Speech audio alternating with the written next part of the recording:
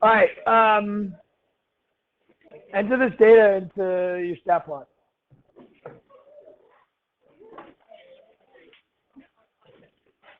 Go ahead and zoom stat. Don't try to model it, just enter it.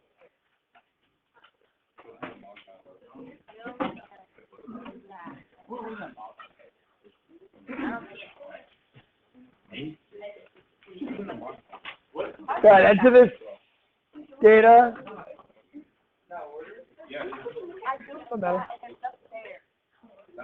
Put your stat plots on.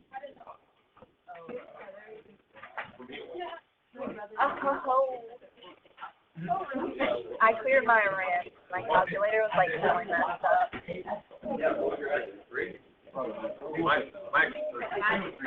Go ahead and visualize it by turning on your stat plots and zooming stat.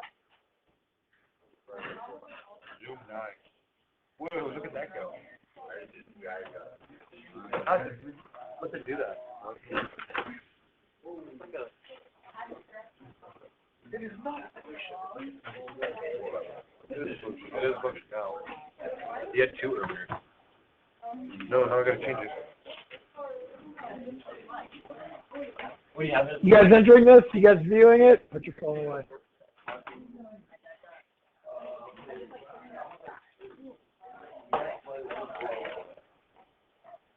You guys have it entered? I'm coming around and I want to see everybody's calculator.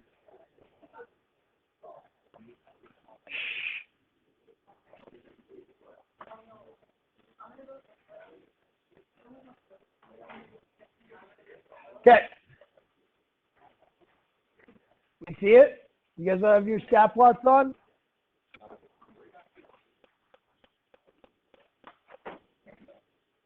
Clear our other stuff off.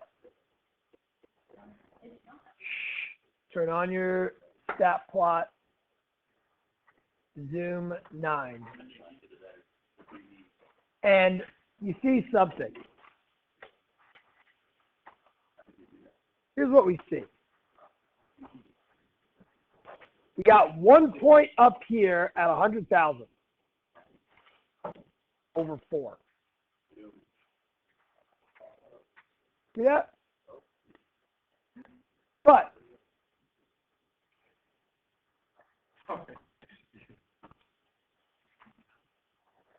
here's our issue. If we are looking at that point, we would know that this point halfway would be what Y value? Would be halfway there. It would be 50,000. Which means this would be 25,000. Which this would be 12,500. Which is why, though these points here, here, even here, and here, which are very much different Y values, 2, 150, 1,000, all of them appear to be smack dab on the x-axis.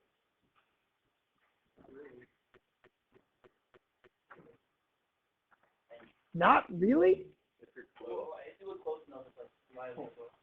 I don't see anything that differentiates those points in terms of the pixel. It looks like they're all right here. But we know that the Y value of 2 is very different than the Y value of 50, 100, 1,000. Okay?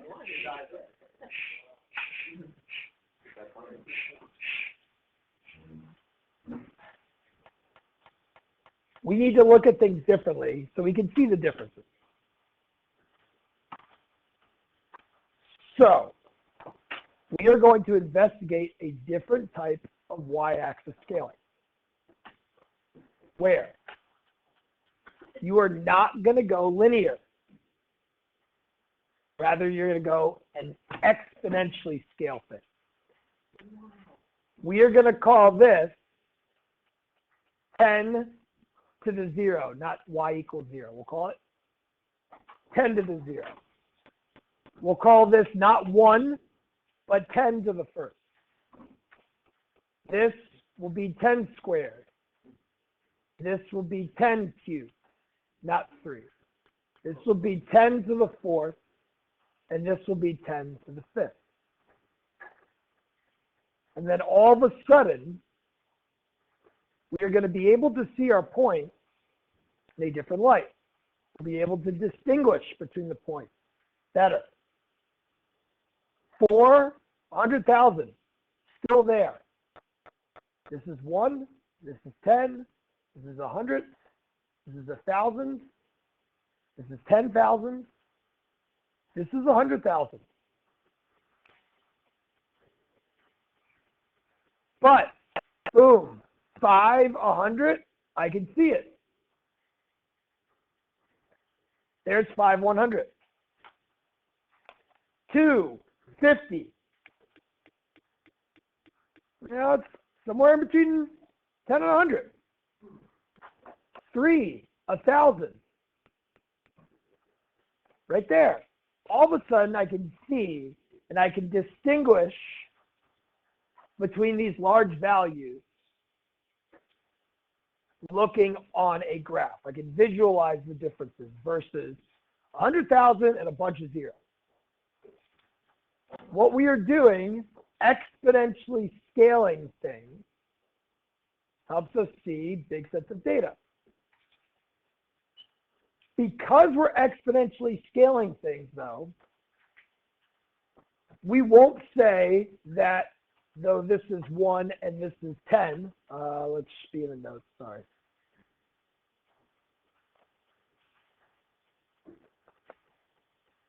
We won't say that this is 1, this is 10, smack dab in between it is going to be 5.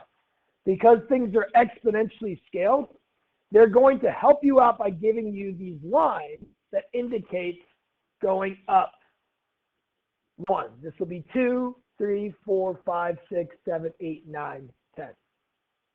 Between 10 and 100, this will be 20, 30, 40, 50, 60, 70, 80, 90. Between 100 and 1,000, this will be 200, 300, 400, 500, 600, 700, 800. So it's a completely different way of looking at a y-axis using this exponential scaling, where this is 10 to the 0, this is 10 to the first, this is 10 squared, and this is 10 cubed. Now you could plot the points 1, 7, 3, 300. You could plot the points 2, 20. You could plot the points 4, 900. And you can see these points distinctly from each other versus we see the largest value and everything else is very close to the bottom. So plot these points, please. With one thing is like it's not going to be linear between 1 and 10. It's exponential. So we'll be like increasing at an increasing rate. So that's why this is 2, this is 3, this is 9. They're not equally spaced in between because of the exponential scaling effect. Could you plot those points for me, please? Let's see if we get it right. 0.17. 1, 2, 3, 4, 5, 6, 7. Let's be right around here. 220. This is 10. This, because of the exponential scaling, would be 20. 4, 900 would be this point right up here. What about 3, 110?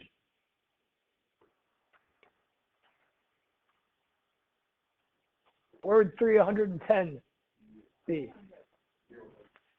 Yeah, it'd be near 100. It's not going to be this point here. This would be 200. 310 would be like somewhere around.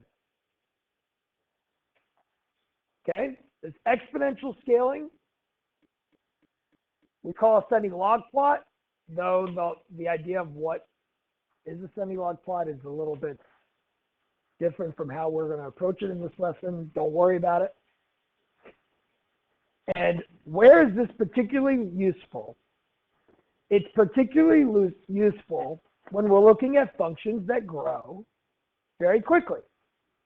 For example, this function, which is an exponential function, please find your equation for this exponential function f. It's an a, b to the x. Do not use stat. Pretend like you don't have stat. Instead, find the equation based on the data without using stat edit.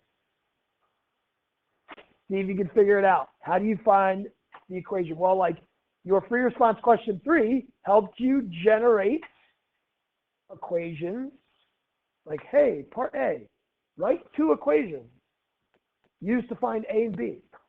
Part B, find A and B. Now let's just do it without our calculator, okay? Put your calculator down.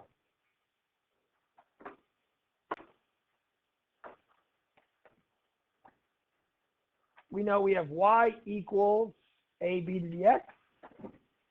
So one easy point is using this 0, 6 point. 6 equals ab to the 0. That would be one equation. Another equation would be 30 equals ab to the first. Knowing a point at 0 is very helpful because we can easily find that a is 6. Once we know that a is 6, because we have b to the first, we get b is 5. And we have y equals 6 times 5 to the x. Now, another way, guys, is to realize the common ratio. You're multiplying the y values by 5 to get the next y value. And this is very much an exponential growth function. Okay? Now, here's kind of the idea behind the lesson today.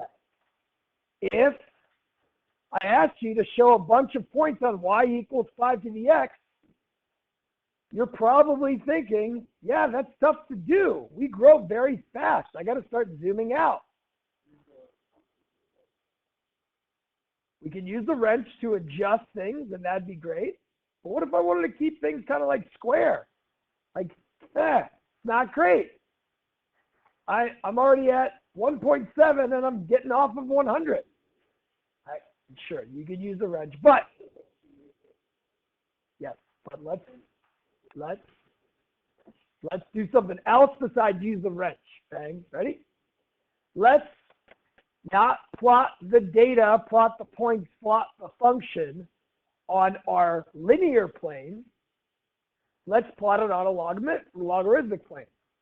Please plot the points 0, 6, 130, 2, 150, 3, 750. Just plot them, and then you can ask your question. Okay, then you can have your statement. Go ahead and plot these points, and then tell me, what do you see?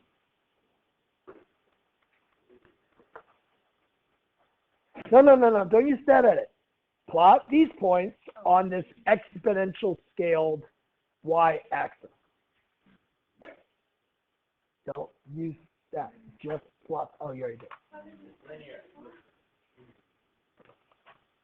So this is very important. If you're exponentially scaling your y-axis and you are graphing an exponential function, well, the exponential scale of the exponential function, all of a sudden you realize the exponential function looks linear. 2, 3, 4, 5, 6. Here's 0, 6. Here's 1, 10, 20, 30. Here's 2, 100 and 50 is going to be somewhere in between 100 and 200. Maybe not smack dab in between, but whatever. And then 3, 750, 100, 200, 300, 400, 500, 600, 750 right there. An exponential scaling, looking at an exponential function, all of a sudden you see a linear function. That's number one that you need to learn from today. Exponential function plotted on an exponentially scaled y-axis looks linear. Hey! I know. Well, that's the next thing we need. Exponential function plotted on an exponential scaled y-axis. The exponentialness cancels itself out, and you see something that's linear. Now, watch this. Bang was on it. If we go back to our regular, like, negative 10 by 10 scaling where we can't see much, but we go and tell Desmos to scale things, all of a sudden, we are easily able to see some points that we would have to have zoomed out a whole bunch. For example, here is 3. 750. Is that point 750? It's on your table. Here's the point. 2, 150.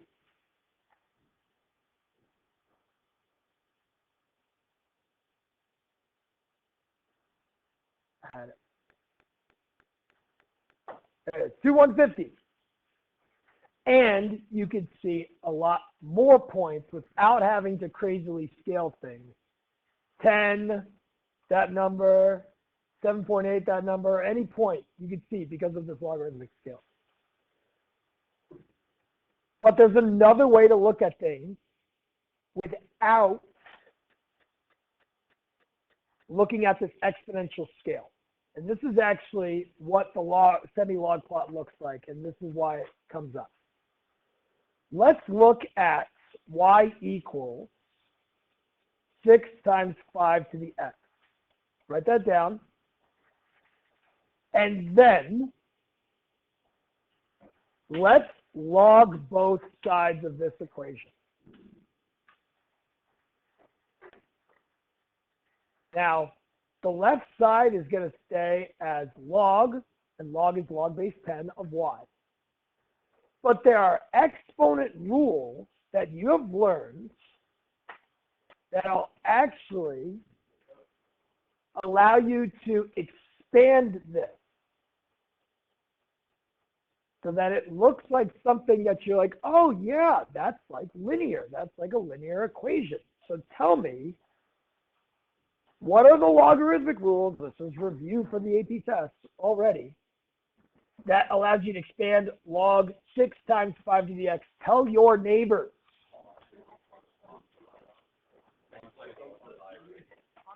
Good. Here are the 2 rules that you need to remember. Button, you got log a times b, which simplifies to be log a plus log b. That's the first logarithmic rule. The second logarithmic rule is log a to the b turns into b times the log of a. They are just versions of exponent rules. They're using exponent properties. They're inverses of each other. They are arch enemies, yet they're very similar to each other. This turns into log 6 plus log 5 to the x. This turns into log 6 plus x times the log of 5. This is very much an mx plus b type scenario. Now, here's actually, what? On a logarithmic scale, on this scale, the slope is log 5.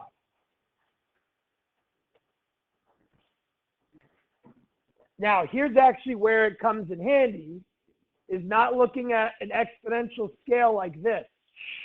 Let me just show you, and it's actually not something you have to know, but let's see if any of you are smart enough to figure it out.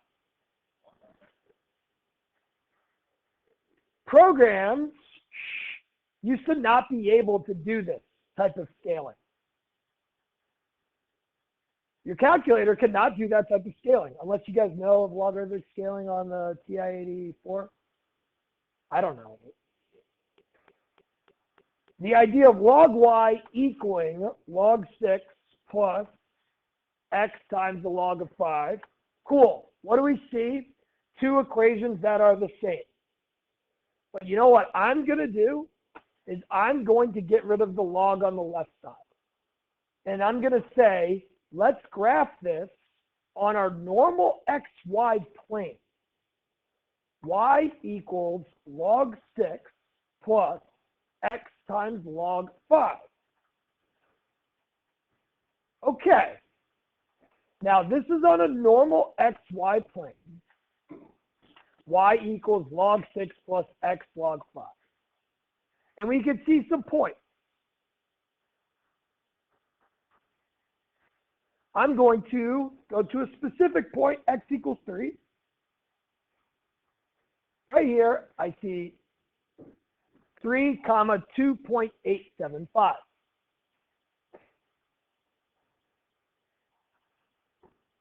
What does that point correspond to? Thank you, McCarty. You're the first person to have an idea of this. Everybody that's got a calculator, right? Can everybody type in 10 to the 2.875? He says it's the exponent of 10.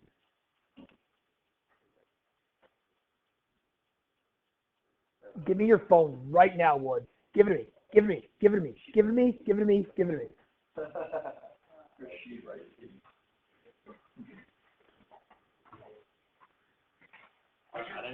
Now, what do you get? 749.894. Now, obviously, they are not giving me the exact decimal, but do you see on your table the 0.3, 750? That 0.2, 3, 2.875 is actually understanding that we are looking at the natural log of the y value, or really 10 to the y value. We have that y value, boom, that gives you the exponential value. Let me give you another one really quickly.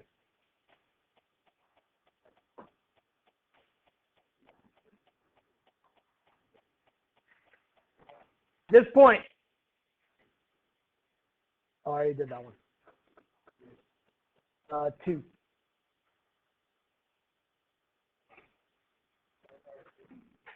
$2.176.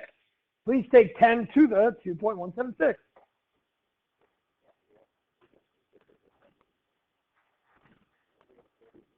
What do you get? Something very close to 150. Guys, this is actually where logarithmic scaling comes into play, is that you can look at the graph of x log 5, where the slope of this is in fact log 5, where the y intercept is in fact log 6, but the y coordinates of this taken to the power of, taken as the exponent of 10, actually corresponds to the y values of this exponential function. That is actually not important. What's important is understanding, one, how to plot the points and how you can see lots of different y values with many, many differences in terms of their y values easily, and seeing that how you take an exponential function, you log it on an exponential y-axis, it turns into a linear function. What if we have an exponential decay function? For example, 256 times 1/4 to the x.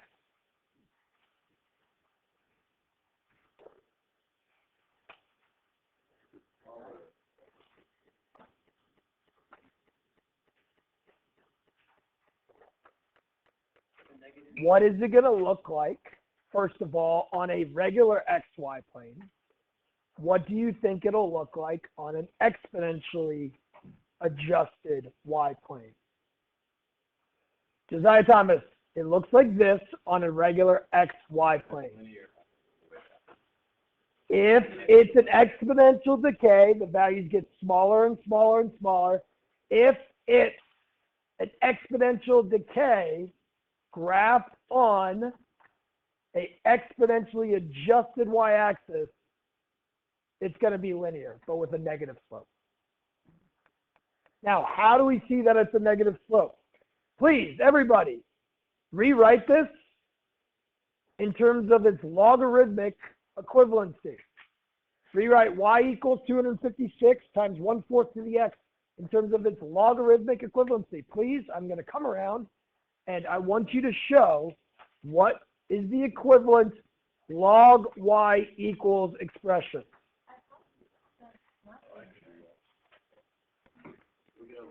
You haven't scaled. This, you're right, Schweiri. This is not linear. This is an exponential decay. But if I look on a exponentially adjusted y-axis, then it would.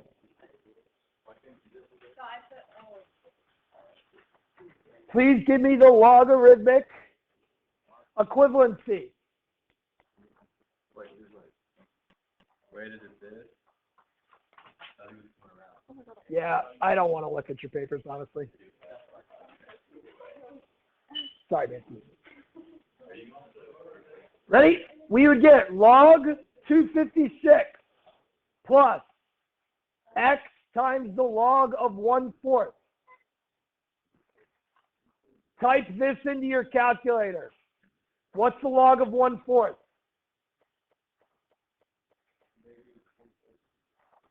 Wait. What is the log of 1/4? This is a negative value.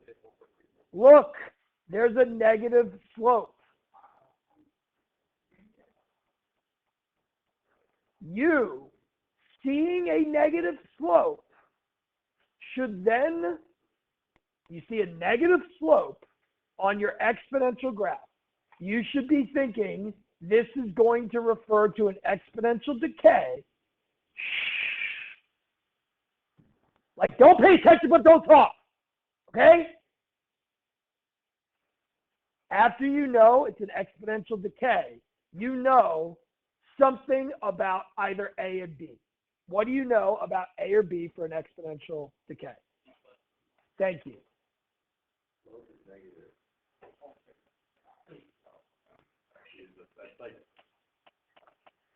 This value is negative. This slope is negative on a logarithmic scale on this exponential scale y. This negative slope should point to an exponential decay, which points to this b value being less than 1. You will have questions where they will give you a graph like this. They're like, hey, a bunch of points were plotted.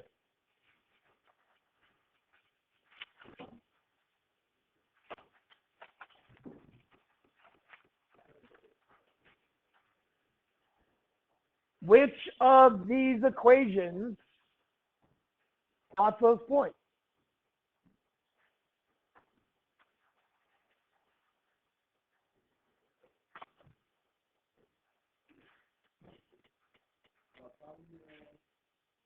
Tell your neighbors, what do you think, A, B, C, or D?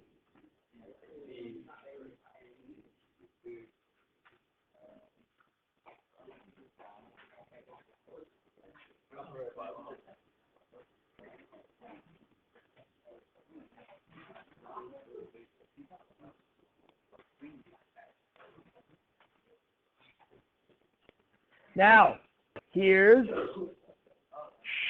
the big thing of the lesson.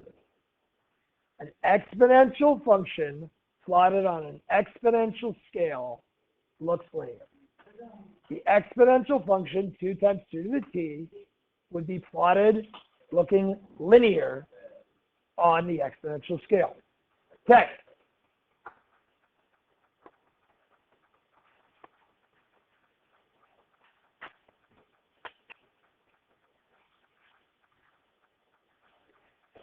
Here's another way in this exponential scaling helps.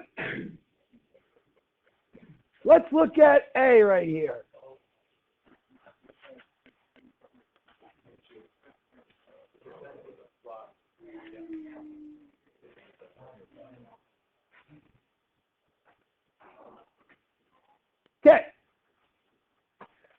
go ahead and try to find a common ratio.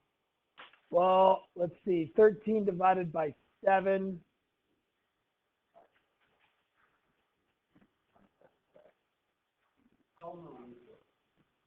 Thank you. We're finding a common ratio. So it looks like 7 times 1.857 gives us 13. And then we're going to take 25 and divide it by 13 and hope that it's going to be the same value. And it's not. It's 1.923. So we're probably thinking to ourselves, oh, this can't be exponential. But if I plot the points, let's just plot the points. 0, 1, 2, 3, 4, 5, 6, 7, 1, 2, 3, 4, 5, 6, 7. It's right around here. 1, 13. That's going to be right around here. 2, 25 will be right there. 3, 50. So 10, 20, 30, 40, 50. 4, 97. You could see those points. Man, that looks super linear. Turns out this is an exponential function. Just deceives us because it underwent a vertical translation. The log plot helps us see it because we can visualize the data easier than trying to graph these points 0, 7, 1, 3, 225 on an XY scale. The XY scale is going to be tough to do by hand, but doing it on this scaling is easy to do. Turns out, subtract 1, you get 6, 12, 24, 48, 96. Do you see a common ratio now? Hopefully you're saying yes. Turns out the equation of this data set is y equals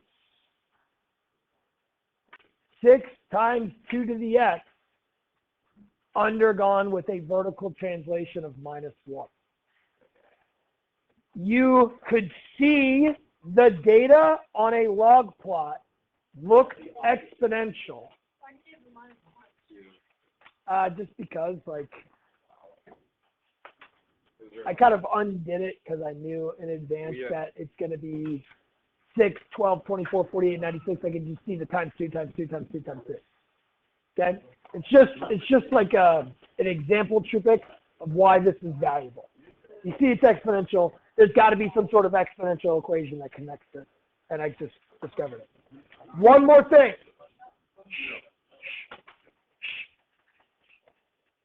Sometimes we will give your data not as an x f of x, but as an x log. If the log of f of x, say, equals 0.7, what is the y value? If the log of f of x is 0.7, what's the y value? If the log of f of x equals 0.7, great. We can take e to the power of both sides. And we realize the y values are all exponential values. Now, here's the key, and here's the last thing you have to know. What happens on the scaled y-axis? Exponential functions look linear. This is the scaling. Look, this must be linear. This exponential data scaled appears linear. A arithmetic sequence, a linear understanding can lead you to understand this has to be 1.45.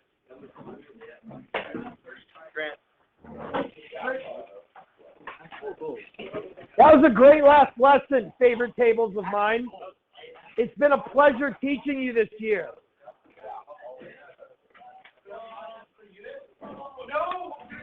That was the last lesson of the year. You guys really finished strong. It's been in my favorite class.